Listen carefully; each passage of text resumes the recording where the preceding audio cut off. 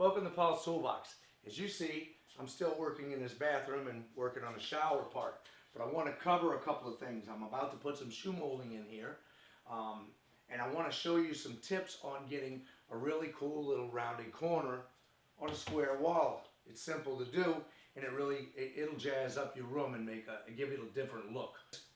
What we're going to do now is put shoe molding and wrap around this, but I'm also going to show you how I made this cut. It's super simple. I just measured from here to the corner and from that wall to the corner. That's what you do when you have a 90-degree turn right here and you have a sharp corner. If you're going around a 90-degree turn, your saw is set up for miters. 45 is a miter setting right here. Two 45s make a 90-degree turn. So if you cut this on a 45-degree angle and my next piece, that's going to wrap around a 90-degree turn. So we're going around a 90-degree turn, but we want to make it round looking. So we're going to divide that. What we do is instead of cutting two 45-degree turns or angles, we're going to make four 22.5-degree miters. Your saw is already set up for 22.5, so it's real easy. So we'll take this, set it on the saw. We're going to make an outside miter because we're going around an outside turn. All right, so we set this up. I'm going to measure off 5 5/8 inches, mark it, and then we'll make this cut. I'm using my RZ mask. This has filters that blow downward, so I can wear my glasses and my goggles and they won't fog up. That's why I really like these more than others, and it has interchangeable filters that goes on the inside. Some links to this are in the description box, and you can also go to my website for it.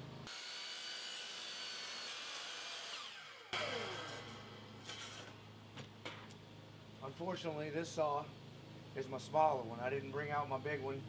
So if the motor hits on here, what I'm going to do is cut this flat a little bit over where the motor misses it. Ah, it's raining on me. Damn it. Unfortunately, in Louisiana, you always have to worry about showers, so we got a little bit wet. I'm going to cut this back here so it clears my motor.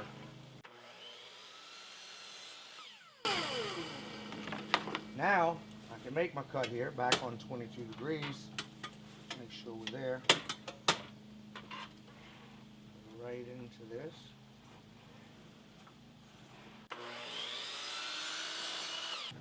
We have that side cut. We're going to do the same thing for this one. Like I said, this would go the same type of measurement.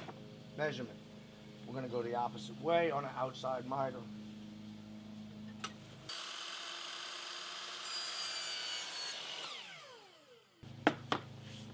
I have my two miters, but if I stick these together, you see it's not going to make a 90-degree. This is making a 45-degree angle. So if I had a 45-degree turn, that's how I would cut it. But we have to have a little transition piece in there to make this go together. So I'm going to take this one, make an outside 22 here, and we'll make an outside 22 here. So let's start with this side.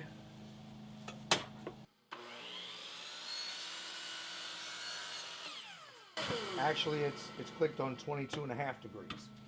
So we take this, flip it to this side. This is where I want my cut to be. So my saw is set up for an outside 22 right here. And I'm going to go from this point out.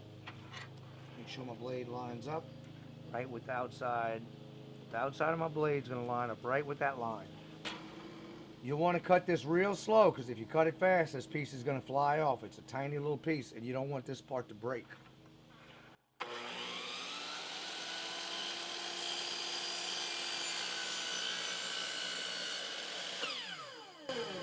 I'm using my 2P10 glue. They have other companies that make it. This is by Fast Cap. I like this because you can buy the whole kit. This kit costs $30, and it has the activator in there too, but I used it all up. I buy the cans because this lasts a lot longer. You'll go through a number of these with one can of this. I'm going to use the thick. This works well for what I want right now, and this stuff is excellent. I have it in the description box. You can get it on at Amazon, or you can go to my website and get it. So we're going to glue this piece on first. when you do this, you take your activator, spray one side. Doesn't matter if anything gets on there, it's clean. Doesn't bother my paint at all. And I'll take my glue and put on this side.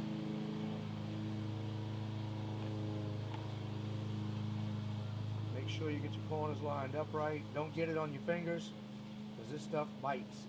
And boy, when it gets on MDF, it dries fast and it's very strong. Okay, that piece is in. So we'll take, and I'll spray this side. Do the same thing.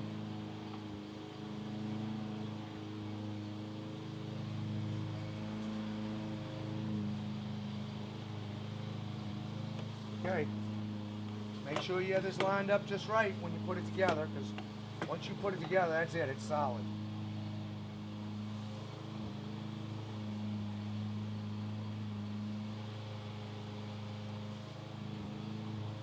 Alright, when we go to cut this, I'm going to have a left end returned. And what I mean by return is I'm going to take this and finish it into the wall. I don't want to see this bare wood and paint that. I'd like to have a finished piece. So you want to make that return first, so I get my perfect measurement from there and measure back. We're going to take this end, make our outside corner cut, so we're going to put that at 45 degrees. And now we need to have a straight cut from there. So I'll take this and set it backwards, and we're going to go right on that line. The outside of my blade needs to go right there. This is the outside of my blade. See how it touches right on there? Slowly cut this, because that piece will go flying if you don't.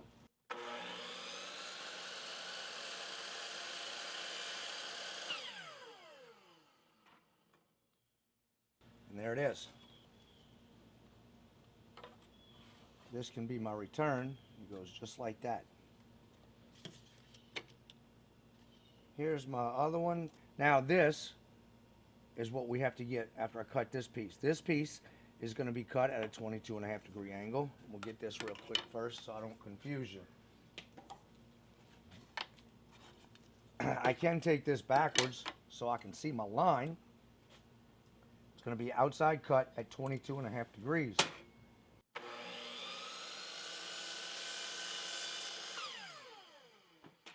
And we want to cut that piece right there. So we take a measurement and we have a 1/2 inch. So we're first going to do this outside cut, 22.5. Next, we're going to take this measurement from the back side and go 1/2 inch over. So I'm just going to cut it. What I mean by cutting it is putting my line right on this. And that is my mark to go the opposite way, 22.5 degrees. So we'll turn this back around, 22.5. Like I said, it locks in place on your saw. Your miter saw is already set up for that. And we're right there. This is going to be another very slow cut.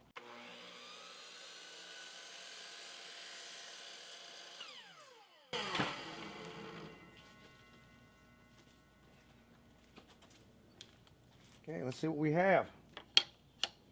Let's put it over here where I can set it down on there. This piece would go right here. And this piece goes here. And then the last part of our little puzzle, this little part, returns.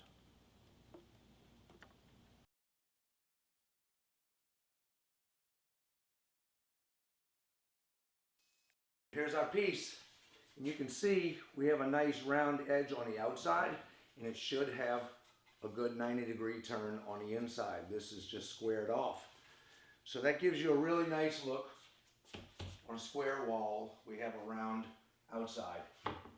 And I like that look. I don't know about you guys, but I think that's going to look really sharp when it's all done. I'm going to take and put the quarter round on the bottom. This is our piece that I cut, and we're going to set it on the existing piece that I had on there. So here you go.